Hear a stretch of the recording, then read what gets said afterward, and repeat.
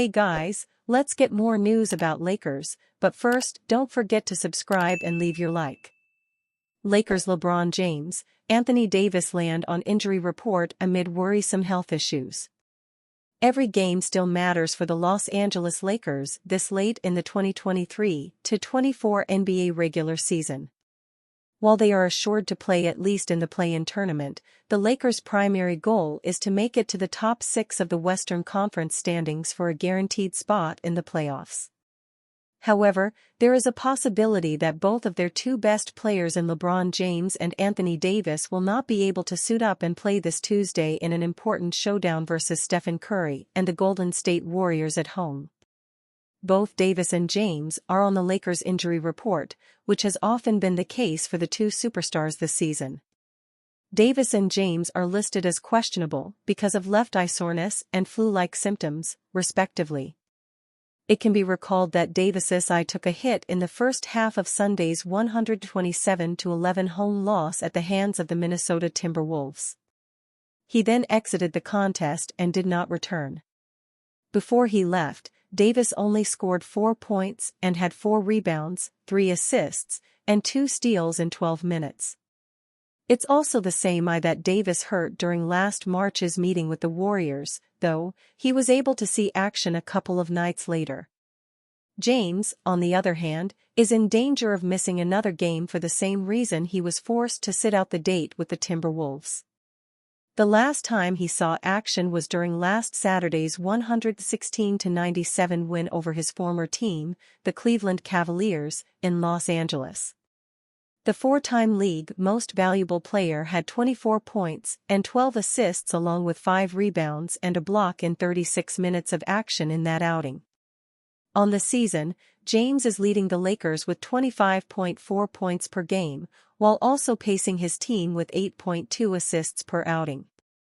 Davis is right behind James in scoring with 24.5 points a night to go with a team-best 12.6 rebounds per game. The Lakers are currently positioned 9th in the Western Conference standings with a 45-34 record, just 1.5 games ahead of the Warriors, who have defeated Los Angeles in 2 of the first 3 meetings this season.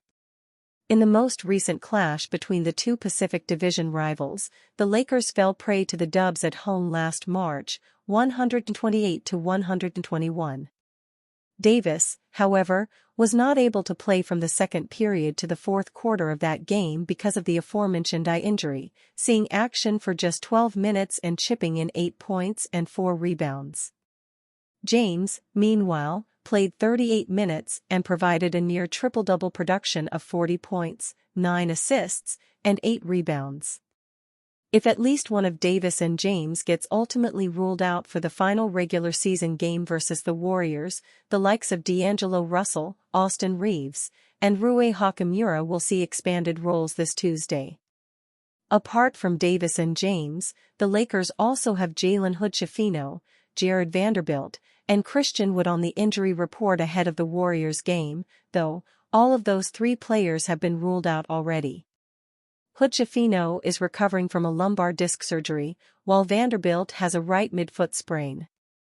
Wood remains sidelined as he looks to work his way back from a left knee surgery. DAngelo Russell, Lakers going full force to finish season. The Los Angeles Lakers faced an uphill battle on Sunday night against the Minnesota Timberwolves when LeBron James was ruled out prior to tip-off with flu-like symptoms and Anthony Davis was ruled out shortly into the second quarter after suffering an eye injury.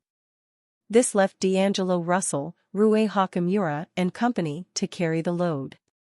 Russell finished with 15 points, 7 rebounds, and 11 assists, but shot just 5-for-19 in James and Davis's absence. And while LA did their best to stay competitive, they lost by 10 points.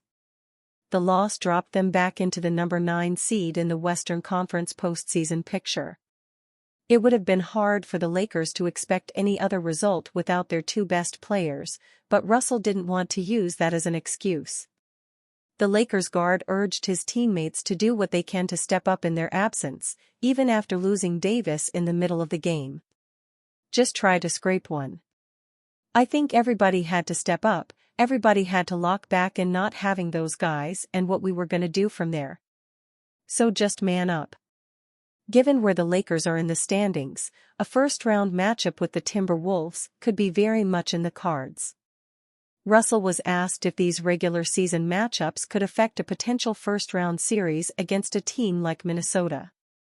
"You definitely got to take it into consideration," Russell said. "The playoffs add a different element to it, different variables. It's a young team, they play hard, really well coached. So for us, I think we just finish the season strong, finish these games strong, and whoever we match up with, we go full force.